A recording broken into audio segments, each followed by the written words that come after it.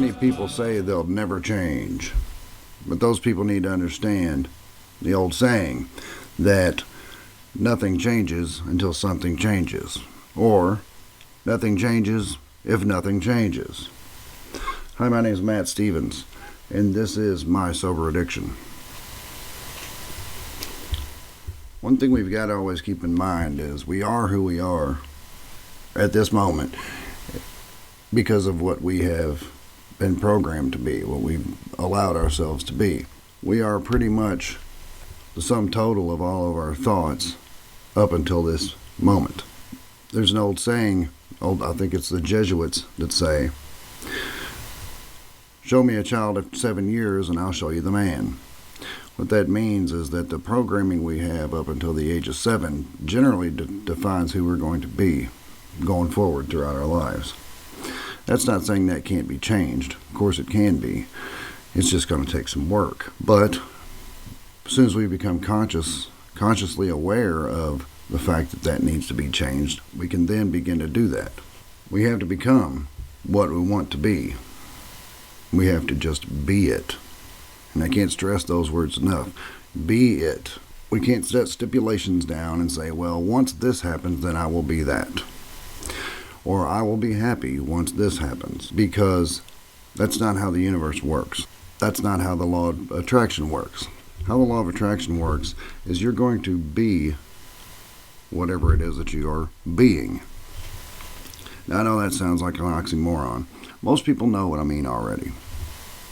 But most people also don't do it. I mean, we all struggle with it. It's a lot of years of programming that we're trying to overcome. But it's a worthy goal. It's something we got to work towards, something that we got to get better at. We have to become very deliberate and very intentional. And the word intention is also a very key word in all of this.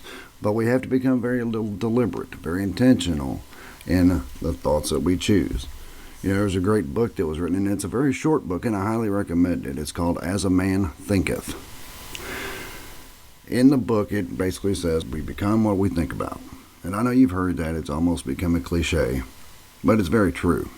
We become what we think about. And given that we know that 95% of our mind is subconscious, which leaves only 5% for conscious. And we can do some good by, working on that 5%, making sure we have positive thoughts, positive thinking, and doing all the right things, and staying away from the wrong places, and staying away from the wrong people, situations. And while we can do a lot of good for ourselves by focusing on that and working on that and getting better, it's still only 5%. That still leaves 95% of our minds on autopilot. And that is our programming. That is our habits, our beliefs, everything that we learned up until this point. And like with that old saying with the Jesuits, show me the 7-year-old and I'll show you the man, or however it goes. I mean, I'm sure I just butchered that, but you get the point. The 95% is where we can do the most good. That's where we can make up the most ground. Because 95% is a huge chunk. But it is a very big hill to climb. Because we got to understand, we've got years and years of just programming our beliefs into our subconscious mind. All our habits, especially for addicts, we've got really bad habits that we've, on recent years, changed. And that's something we did have to do very deliberately. But there's more things that we've come to believe over the years. A lot of people suffer from amazing amounts of self-doubt. Well, another belief a lot of people were taught as they were coming up is that money is the root of all evil. Or, a lot of people think that rich people got there by, doing something wrong to somebody else. And in some cases, sure. But most of the bad things I've seen people do, it didn't make any difference how much money they had. They usually did it based on some other motivation. So anyway, retraining our 95%, our subconscious, is what we really need to do so that we can do the most good in our own lives. And then we can go out into the world and teach other people. We can be examples for our kids. We can be examples for other addicts. Maybe people who you knew when you were in active addiction Maybe they're still in active addiction, but now they know that you're sober and all that good stuff, but you still haven't really proven that life is great. I'm sure you're saying it, but we need to get to where you're proving it and let our example be a gift to the world.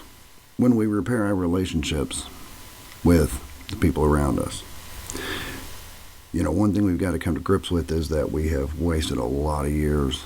We wasted a lot of time. We lost a lot of time in addiction. And there's nothing we can do about that. We can't get that time back. We don't have a rewind button. So all we can do is start from here. And that's the talk that I had with my kids. I told them that I was very sorry, and I begged for their forgiveness. I told them, if you can't forgive me, if you never want to speak to me again, or whatever, I understand. Because I put them through a lot. But thankfully, they forgave me, and we've moved on. Now, I have an amazing relationship with my kids. They're awesome. And I'm so grateful that they did give me an opportunity to move forward from here. But we don't try to go back and make up for lost time. I would love to have done that, because there were some times when they were growing up, some things that I missed out on. Some things I would love to have done with them. But now that they're grown, for the most part, they're young ladies, they're young women. But for now, that they're grown, there's some things that I missed that I wish we had done. We did it. The time has passed. I can't make it up. But I can't go from here. And they're willing to do that. And for that, I am eternally grateful. So anyway, let your example be a gift to the world. No, we don't owe the world anything, but we can freely give it away anyway. We contributed to all the bad things in the world for so long. We should now contribute in a positive way. We can make positive impacts in the world. If one person can go out and inspire one other person, and they can continue to do it, that snowball gets going. Sooner or later, you're going to run into someone who has a very big story to tell. They're going to tell it on a much grander scale. You may be the person that inspires that person, and then maybe they go out and inspire 100 people. Or maybe you're the one that inspires 100 people. I don't know. The point is, we can impact the world in a very positive way, because we know how bad things can be. We have been at the bottom. We've been lower than most people. No, that doesn't make us special, but it does put us in a unique position. It puts us in a unique position so that we can say, hey, look, you can go from this bad and go and be that good. And it's pretty awesome, isn't it? It's a great feeling to know that you can do that. As long as you're still with us, you can do great things. So as I've said before, go for broke. There's nothing to lose when you're starting at zero. And here's some examples of this opportunity. We can become wildly successful and give back in financial ways. A little sidebar on that. We have to be trustworthy with good things. There was a time in your life, I'm sure, that you couldn't be trusted with $100, right? Somebody couldn't give you $100 and expect you to do the right thing with it, right? But we get to a point where we have earned the trust, and so therefore we're given blessings, or however you want to look at it. So let's be trustworthy with those blessings. Let's take those blessings and do good things with it. Let's prove to God or the universe or whatever you want to call your higher power, let's prove that you can give me blessings and I'll go out and be a blessing with it. I'll do good things with this. And that just makes your example even bigger and better. We can also be examples of what's possible. Like I've said, how low can you go to how high can you get? And also, as being an addict puts you in a particular unique position, because it positions you as an expert, someone who's made it, someone who has a story to tell. Every person has a story to tell. With regards to this podcast, I'm speaking directly to addicts. And anyone else who wants to listen, that's great. I'm hoping that some family members of addicts are listening. In fact, I intend to do some interviews coming up. Here's a little sidebar. I intend to do a series of interviews with family members of addicts, because so many times we hear about addicts and their stories from being down in the pits of hell to soaring in the sky like as free as a bird. And those are very positive and uplifting, and I never want to take away from those. But I also know that there are family members, loved ones, who went through all this with us. In a lot of cases, they were right there with us. Like when we were in jail, our parents, our significant others, whoever it is, was right there with us. And there were times that our family were glad we were in jail because at least they could know we were safe, right? That's a whole other thing. But yeah, I'm going to get into some interviews with family members because I feel like it's important to hear their side of it. So often we hear the story of the addict and how all they went through and what they put themselves through and how they finally came out of it and how they're doing amazing things now. And those stories are amazing. They really are. But there's also the story of the family behind them. The family that helped pull them up out of the muck. And a lot of times addicts and active addiction think that their family hates them. And they don't. They just want what's best for them. But a lot of times they're frustrated. And then tough love, like when someone has to kick someone out of the house. When a family member has to kick a loved one out of the house because they're in active addiction and bringing bad things around and all that kind of stuff. And it's like, look, all I'm doing is enabling you by giving you a free place to stay. That tough love is hard for the family to do. So they want us to, they would like for us to know, look, I did that purely out of love. And I know that once we get out and away from it and we look back on it, we realize, yeah, they didn't have any other choice but to do that to me. And that was probably the best thing they could have done for me. Anyway, that's a little sidebar as far as interviews that are coming up in the podcast in the near future. So, everyone has a story to tell, and we can be an example for everyone else. Kind of like the phoenix. Fall down into the pits of hell, and we swoop back up from the ashes. What we take with us is the experience that we gained from our time in the addiction. And that experience teaches us a lot. And once we've been down there, we've gained that experience, and now we're back up. We can then, from a position above it, reach down and give a hand up to someone who needs it. However, slow down, Tiger. We do have to get our clean time in. And I say this because a lot of people, when they first get clean, myself included, when I first got clean, that was the first thing I wanted to do was run out and get certified to be a addiction counselor or a therapist or whatever. And that's a very good thing to want to do. But I think it's very important to get our clean time in and to become comfortable with sobriety. Because once we go down the road of leading others, carrying the torch, lighting the way for others to come up out of the pits of hell, or whatever you want to call it, we have a responsibility. We can't be easily tempted. We have to understand that whenever we are going to try to help people who are still down there, temptation is down there. We have to get to a point in our sobriety where we're not easily tempted. You could look at someone who could easily give you drugs and not even let it faze you. Stay focused on, I don't want that. What I do want is to pull you up if you're ready. So we have a responsibility to make sure we're not going to be easily tempted. And for God's sake, we've got to stop romanticizing active addiction. And I know that people do it. I did it for, a couple of years, I guess, where we remember the good times, how great it felt. Okay? There was a reason why we started doing drugs in the first place. It was fun, made us feel good, made us feel important, made us feel bulletproof, made us feel something. There was a reason why, that there was a lure. There's something that brought us in the first place. And that's kind of the romanticizing of it. But we've got to always remember why we got sober in the first place. We've always got to remember how it ended, why it ended. Did it end in jail? Were you laid over on the side of the bench or whatever with vomit streaming out of your mouth because you're too weak to get up and go to the toilet? Did it end with an overdose? Did it end with you waking up in an ambulance or in a hospital bed? Or even worse, did it end with you waking up handcuffed to a hospital bed. Yeah, I've heard those stories. I've been in rehab with a lot of with people, and everyone has a story to tell. I mean, they're all very similar, but they're all very unique at the same time. And my story may reach some people and not other people. Your story will reach some people.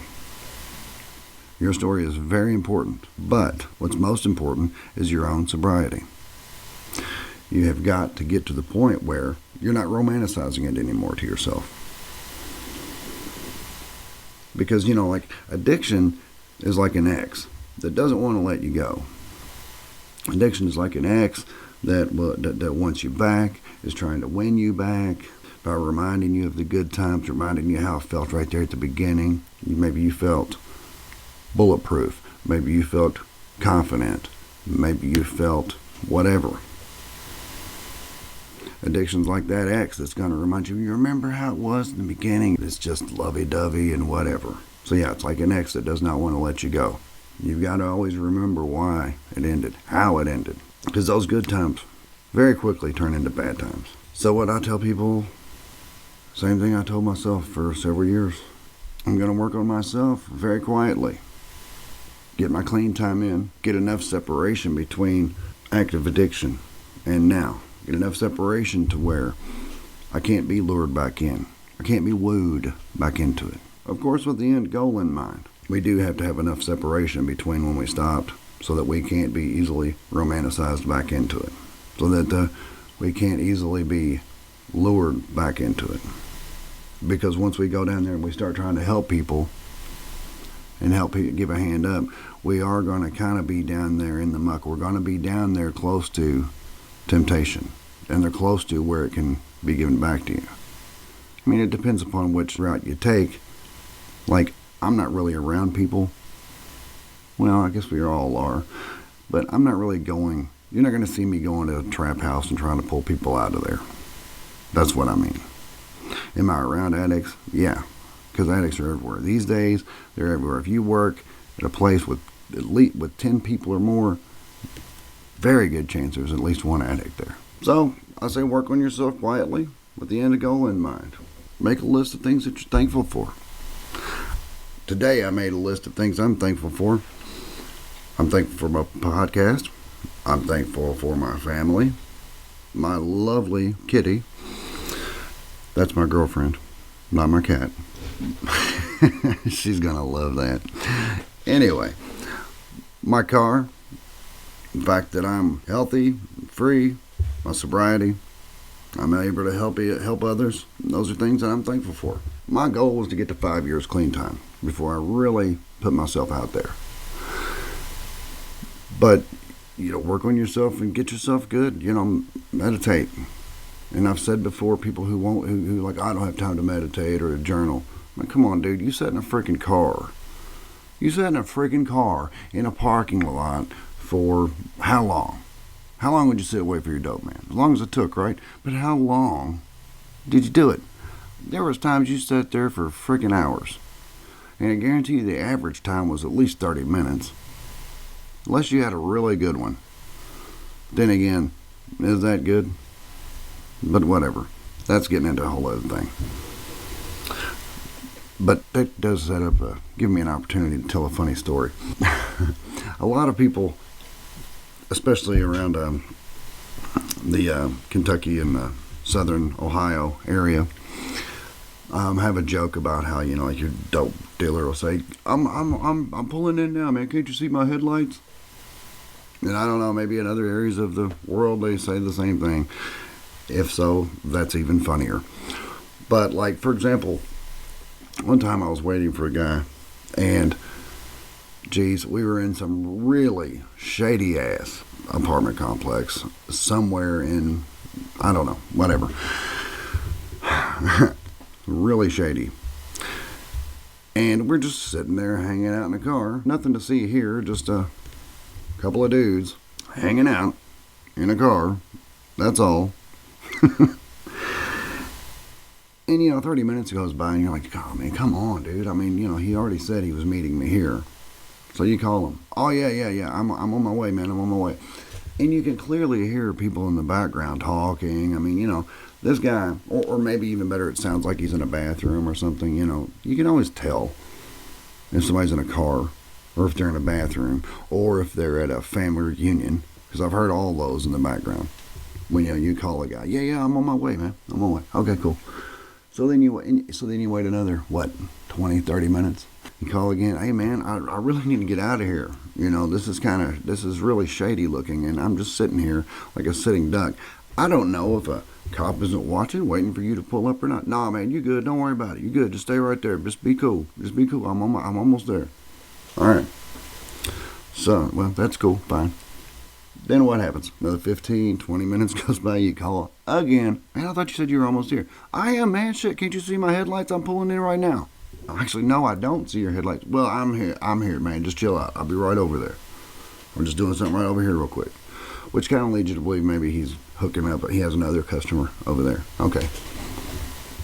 Another 15, 20 minutes goes by. You call again, and you hear people in the background. Clearly, this guy hasn't even left yet. Anyway, for those that don't know, eventually, yes, he does show up. And at that point, you're just so grateful just to get this over with, you don't even say anything to him. Because what are you going to do? Yeah, you can go to another person. You can find another drug dealer. Of course, they're on every corner. But then you run the risk of getting robbed or whatever. So you always just kind of tough it out with this guy. Right? But thankfully, we don't live that way anymore. Thankfully, if someone can't respect me enough to at least be close to on time, then screw them. I don't have time for you either. It's a respect thing. And isn't it wonderful? Isn't it nice to be able to value your time better? To be able to say, no, screw you. I'm not doing this. We're not doing this. I'm out. Aren't you glad you don't do that?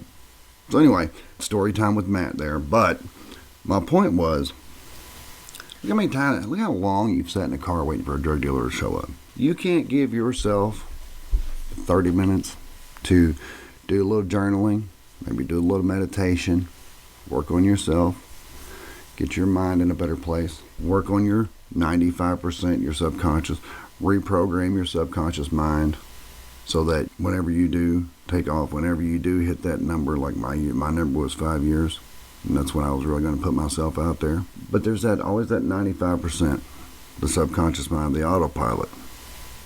And we're not going to be able to change the fact that 95% of it's on autopilot. But what we can do is change where that autopilot is taking us. We can change what our habits are. We can change what we're attracting into our lives by changing what our programming is. In some cases, we can't help what our programming is up till this point. But now we can make a conscious decision with our 5%, our conscious.